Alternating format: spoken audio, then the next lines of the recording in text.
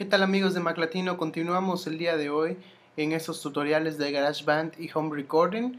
El día de hoy hemos llegado a la etapa final más o menos. Vamos a empezar a ver las grabaciones de las voces. Aquí tengo abierta ya una sesión de GarageBand donde he grabado algunas maquetas de voces. Cerramos aquí. Y antes de pasar a hablar un poquito de cómo suena y cómo lo grabé, les voy a mostrar cómo un pequeño tip de cómo grabar las voces en su casa. Como sabemos, dependiendo del lugar donde nos encontremos, es el sonido que vamos a obtener en nuestras grabaciones, como lo comenté en el primer video acerca de la habitación donde grabamos. Y entonces, si tú tienes, digamos, una casa donde solamente vas de vez en cuando de vacaciones, una casa que tienes en renta y por ahora no tiene inquilinos, o en tu misma casa y tienes la posibilidad de utilizar los cuartos un día que todos no estén, sí te recomendaría que para grabar las voces, si tienes esta oportunidad, eh, recorras los diferentes cuartos que hay en tu casa, la cocina, eh, un pasillo, la sala, tu cuarto, un cuarto más grande que no esté muy atestado de cosas. ¿Y por qué digo esto? Los cuartos que no tienen muchos objetos dentro, como sabemos, tienen más eco. Y los que tienen más objetos dentro, este eco se ve aminorado por los rebotes del sonido en todas las cosas que tenemos, que es el caso de mi cuarto. Tengo todos los instrumentos y entonces el eco no es tanto. Pero hay lugares donde aún habiendo cosas, aún así vamos a obtener un buen sonido de reverberación. Estos lugares son el baño, por ejemplo, donde las superficies son muy duras y el sonido rebota mucho más rápido, de manera que se hace una reverberación mucho más potente. Otro lugar donde puede suceder esto es en la cocina. El problema aquí es el refrigerador, que a veces hace un sonido un poco raro, pasa ruido, pero si podemos jugar un poco con los volúmenes del micrófono, en la cocina también es un excelente lugar para grabar. El home recording nos permite experimentar con muchas de estas cosas. Algunas no salen bien, algunas nos arrojan resultados negativos, pero la experimentación es muy buena. Eh, entonces, sobre esto del sonido, para los que apenas están empezando, les explico. Esto de las superficies duras o superficies suaves, que serían cuartos con alfombras, cortinas, cosas que amortigüen el sonido, el golpe del sonido, es como si estuviéramos tirando una pelota en una pared. Si la pared es dura, es de mosaico, es de concreto, de lo que sea, la pelota va a rebotar mucho más rápido a nosotros y nosotros vamos a tener la oportunidad de aventarla de nuevo porque llegó mucho más rápido a nosotros y entonces vamos a ver este movimiento rápido del balón. Pero si estamos en un lugar donde las habitaciones tienen alfombra en las paredes y en el piso, o están acolchados, no sé, cuando arrojemos el balón vamos a obtener un rebote mucho más despacio, mucho más lento, y eso es exactamente lo que sucede con el sonido. Al rebotar mucho más rápido genera una reverberación más grande, al rebotar más lento genera una reverberación más pequeña. Así es como amortiguan en los estudios. Hay algunos paneles móviles en los estudios que, si para dicho instrumento la habitación es demasiado brillante, colocan unos paneles con alfombra para que se aminore y se haga mucho más cálido el sonido. Si están grabando una batería y la habitación está demasiado muerta, es decir, no tiene mucho reverb, lo que hacen es colocar paneles de madera para que el sonido rebote mucho más rápido y haga más reverberación. Nosotros podemos hacer esto en casa, podemos construir nuestros paneles de madera, barnizarlos, que se vean bonitos, y hacer estas paredes, a ver, muevo esto un poco, hacer estas paredes de, no sé, de 2 por 2, de 1,5 metros por 1,5 metros, que podamos colocar en en un cuadrado, dejando una parte abierta para que ahí estemos nosotros. Y esos paneles, esa pared, ese cuadrado incompleto de esta manera que vamos a construir, nos va a ayudar a que a lo mejor una guitarra suene mucho mejor en cuanto a opciones de reverberación. Una voz, sobre todo, va a sonar mucho mejor con estas opciones de reverberación. Pero si no quieres gastar en hacer paneles de madera, porque aunque los puedes hacer tú mismo, pues siempre es mejor pedirle a alguien que sepa, un carpintero que sepa de maderas, para que te ayude con la dureza de las maderas. Hay maderas duras y hay maderas suaves, como todos sabemos. Entonces, les ofrezco otro tip, uno que es el que yo uso, es este. Esto no es más que una alfombra para hacer pilates o yoga. Lo podemos encontrar encontrar en cualquier supermercado y mide como casi 2 metros. Aquí voy a mostrar. Es bastante larga, podemos comprar 2 o 3, engraparlas o pegarlas como sea y formar una cortina de manera que sea como una cabina de grabación de voz improvisada. ¿Y por qué funciona? ¿O por cuál es el secreto? Esto está hecho de plástico, de hule. Entonces proporciona una superficie, pero además la superficie no es tan dura y te deja separar un poco la voz del resto de la habitación para que se concentre el micrófono en el sonido de la voz. Y además esto hace que el sonido rebote de una manera que a mí me gusta bastante. Digo, no a mí, como les comentaba, a mí no me gusta tanto el reverb. Y esto le permite tener un poquito de eco a las voces para que después yo pueda ponerle un plugin de reverb si quiero, o si son coros y quiero que estén un poco más alejados.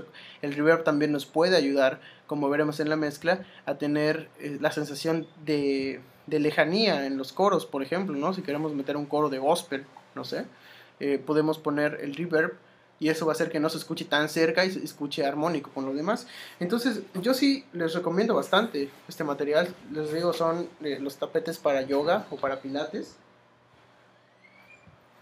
Y lo que hago yo es, no sé si se alcanza a ver, yo las pego en esos estantes de libros, ahí lo coloco, y luego me paro y grabo las voces ahí, de manera que el micrófono recibe mi voz y el sonido también rebota en el tapete, de manera que el micrófono recibe mucho más de mi voz, más que del sonido ambiente. En ese momento solamente tengo una porque la otra se rompió ayer. Pero sí, normalmente intento hacer lo que yo les comentaba, como los paneles, intento encerrarlo un poco, no completamente, porque eso va a hacer que la voz suene sin nada de eco y entonces no va a servir para nada. Hay que dejar un espacio, como les digo, un cuadrado incompleto. Entonces, eso por la parte de las voces y los micrófonos. Ahora, ¿recuerdan este pequeño amigo, el pop? El filtro pop.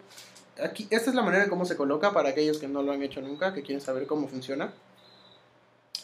Va directo enfrente del micrófono, de donde nosotros nos vamos a colocar a grabar las voces de esta manera, es como se coloca. Ahora, ¿cuál es la función de esto? Para los que no lo sepan, lo que hace esta pequeña malla de aquí es eliminar los eseos que se escuchan muy fuerte en las grabaciones y que hace que no se escuche a veces lo que estamos cantando, que no se entienda. También elimina los sonidos fuertes de las T's o de las P's, para que suene mucho más limpia nuestra voz. Son muy útiles realmente, y como les dije, en internet podemos encontrar muchos videos para hacer unos de estos en casa con medias y estos aros para hacer costura, realmente no sé cómo se llaman. Con cualquiera de eso podemos hacer un filtro pop con el que podemos grabar nuestra voz. Ahora vamos a pasar a nuestra sesión de GarageBand. Y aquí ya tengo una pista de voz. Les voy a poner rápido. Disculpen la calidad vocal.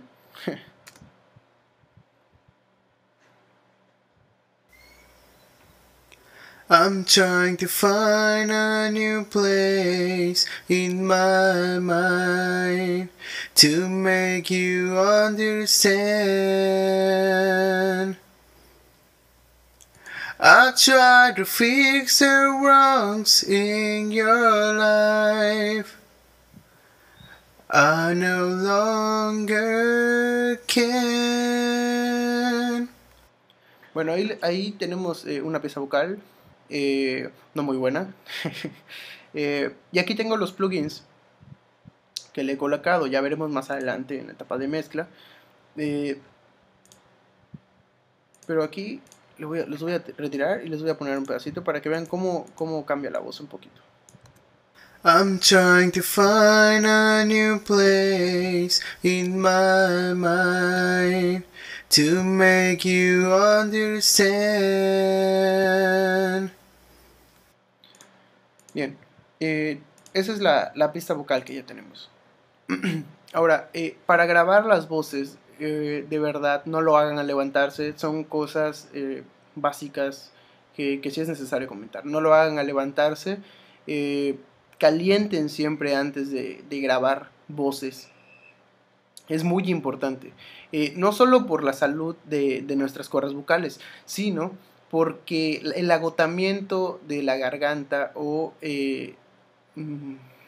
no sé cómo llamarlo, el que nuestra garganta cuando nos estamos levantando está completamente cerrada, la estrechez de nuestra garganta, perdón, se escucha en una grabación, o al menos se nota. Yo lo noto cuando he grabado a personas que llegan y me dicen que tienen horas que se levantaron y la verdad es que se acaban de levantar y se escucha perfectamente cómo la garganta no está dando para grabar, porque la verdad a esa hora nuestra voz no está lista.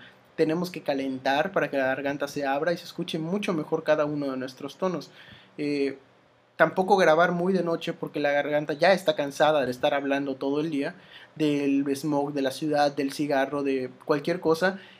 No lo hagamos de noche porque se va a escuchar el agotamiento de nuestra garganta. Vamos a tratar de que si nosotros somos los que grabamos las voces, el día que tenemos apuntado que vamos a grabar voces, nos cuidemos un poco para que nuestra garganta se escuche saludable. Si nosotros vamos a grabar a otra persona, a la vocalista de nuestra banda, pedirle que ese día tenga un poquito de cuidado. Son cosas que no tienen mucho que ver con el GarageBand, pero que son tips que yo les comento para que ustedes también tengan esa atención a la hora de grabar las voces. En sí grabar las voces es muy sencillo, conectas tu micrófono, grabas y ya en realidad el tratamiento o lo importante de la voz es posteriormente en la mezcla, es ahí donde vamos a arreglar las cosas.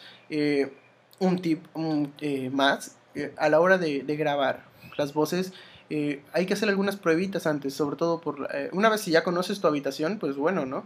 Ya lo tienes. Pero si apenas estás conociendo tu habitación, intenta ir probando, subiendo poco a poco los volúmenes de tu interfaz o del micrófono donde estés grabando,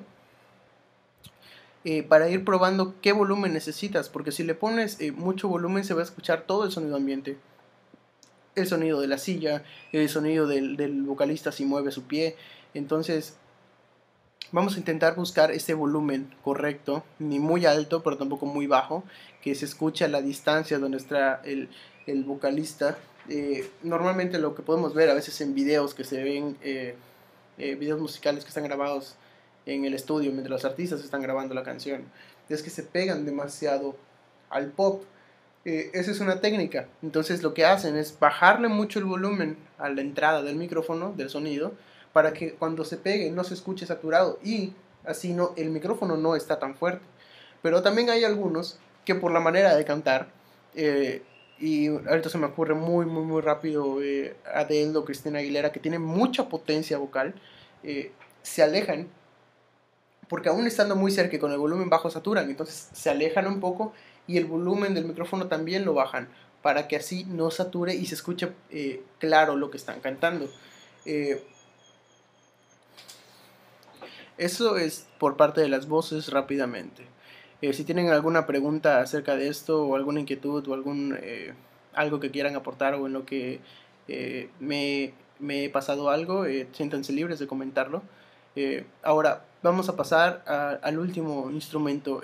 No dediqué un video completo a la batería, a las percusiones, porque no tengo personalmente una batería. Entonces lo que voy a hacer es mostrarles las técnicas que yo uso cuando grabo baterías rápidamente.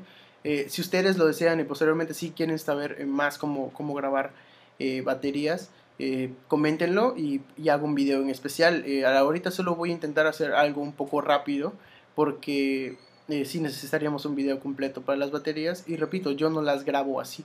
Entonces, primero, ¿cómo grabo yo mis baterías? Yo uso un programa, un plugin. Aquí creamos un instrumento de software.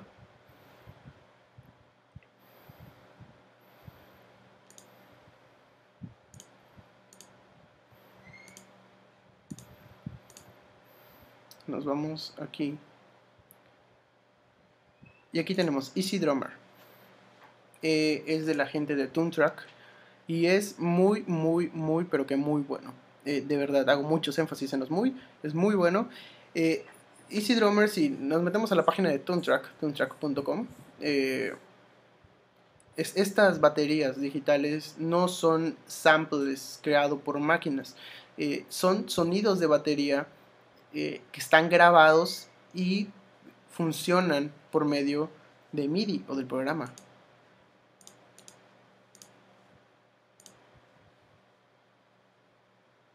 Aquí vemos cómo carga.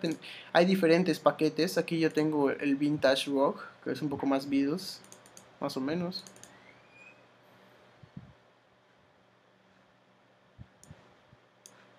Aquí por alguna razón... ya veo. Ahí estamos viendo, los sonidos son apagados. Esta es una batería de estilo de los 70s. Y aquí podemos escoger, de los que trae el paquete, podemos escoger diferentes modelos de tambores. Kits de batería, platillos, aquí lo vemos. Tenemos el Classic, que es una de las últimas también. A mí personalmente no me gusta mucho esta, la compré porque tenía mucho interés. No la uso bastante porque los parches son muy plásticos, entonces no me agrada mucho el sonido.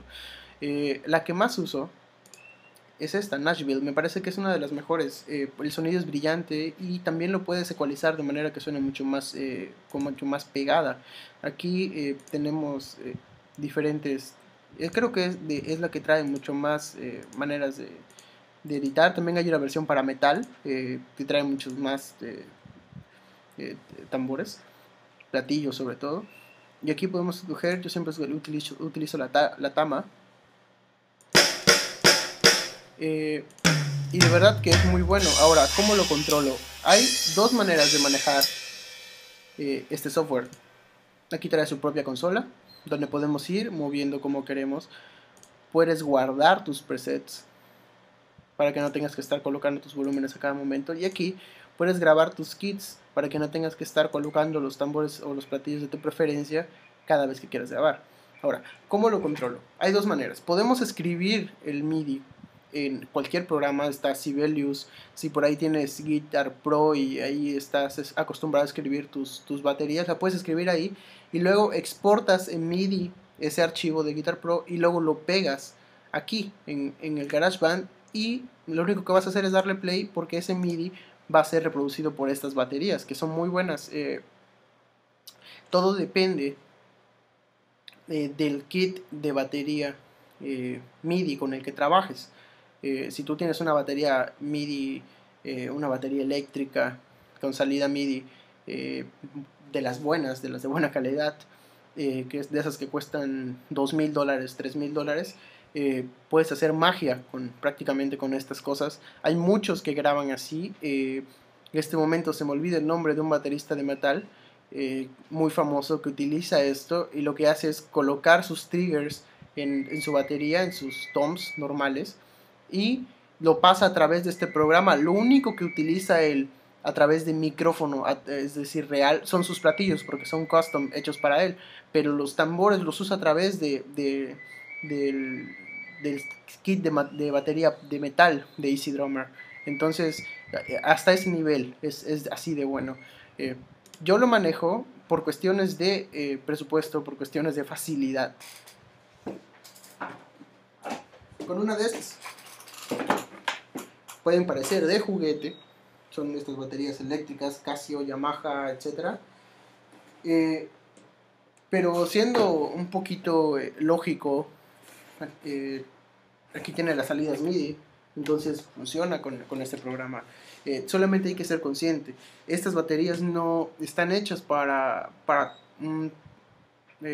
tocar la batería como en una canción de rock, están hechas para sonidos muchos más simples, donde no tengas que hacer redobles tan seguidos. Entonces, en ese sentido, esta en particular no tiene tanta sensibilidad. Entonces, cuando yo grabo mis baterías, tengo que componer beats sencillos, o que yo pueda hacer que esto los reconozca tal como yo quiero que suenen. A veces tengo muchas dificultades, pero al final logro un resultado aceptable. Si nosotros podemos conseguir una de estas para ir trabajando poco a poco, es una buena opción. Estas baterías cuestan alrededor de $200 más o menos. Y también existen las Roland, las Yamaha de 20,000 pesos, de $2,000, de $3,000, que ahí puedes hacer lo que se te dé la gana, musicalmente hablando. Y el Drizzy Drummer lo va a reconocer completamente. Tienen una versión mucho más, digamos, customizable.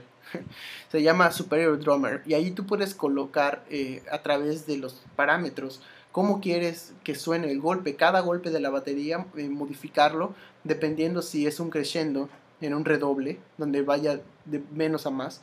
Todo eso podemos configurar en esas baterías. Ahora, si tú tienes una batería real, tienes un baterista de verdad en tu banda, yo como a veces he tenido complicaciones para conseguir los kits de micrófonos, o la interfaz no soporta los micrófonos necesarios, apenas entran alrededor de 6 micrófonos más o menos, y he logrado grabarlo perfectamente con eso. Pero cuando son baterías o kits de baterías mucho más grandes, lo que yo hago es esto. Primero lo voy a retirar el pop. Pero este micrófono de aquí, lo que vamos a hacer es, si conseguimos un micrófono de condensador, si tenemos un CO1 de Samsung, lo que vamos a hacer es que esta parte de arriba del micrófono tiene que quedar alineada con la parte de arriba del bombo, y alejarlo alrededor de entre 2 y 3 metros, más o menos de como nosotros nos guste. Todo esto es a partir del gusto, de cómo nos gusta el sonido de la batería, valga la redundancia. Entonces, esta parte superior del micrófono debe de coincidir con la parte superior del bombo, es decir, alineados. Esa es una manera en la que yo he grabado la batería, y utilizando otro micrófono de estos, el PG81 también lo he usado, a manera de candelabro encima de la batería. Aquí está, podríamos tener la batería en este lugar, y yo cuelgo el PG81 arriba, en el centro, exactamente arriba del baterista, para que capte el sonido de los platillos y de la tarola. Lo que hace el micrófono que está enfrente del bombo es captar la pegada del bombo y los sonidos graves de los tambores también. Entonces, esa es una manera de grabar la batería con 2 micrófonos. También una batería real. Si tu tarola suena muy brillante para el cuarto donde estás, como he comentado, puedes colocar alfombras, cualquier cosa que apague un poco el reverb, o puedes colocar una toalla encima de tu tarola, una toalla delgada, no tan gruesa, y entonces eso a la hora de grabar sí se nota muchísimo la diferencia. Entonces, esos son los tips que yo les propongo para batería. Espero no se me esté olvidando nada. Por ahí pueden comentar y recordarme, o comentarme sus dudas. Ya en el próximo tutorial nos vamos a enfocar en... He recibido algunas preguntas acerca de técnicas de microfoneo, de amplificadores, sobre todo. Entonces, el siguiente video vamos a hablar un poco de eso, de técnicas de microfoneo, de guitarras, de amplificadores, de percusiones. Entonces, nos vemos en ese siguiente video de tips. Y posterior a ese ya vamos a entrar en la etapa de mezcla, que es la parte más emocionante para mí, y seguro que para todos ustedes. Nos estamos viendo entonces, recuerden, yo soy Jairo, si están viendo desde YouTube, suscríbanse al canal de Mac Latino, si están desde la página de Mac Latino, continúen sintonizados ahí, ya nos estamos viendo pronto con los siguientes tutoriales. Saludos, hasta luego.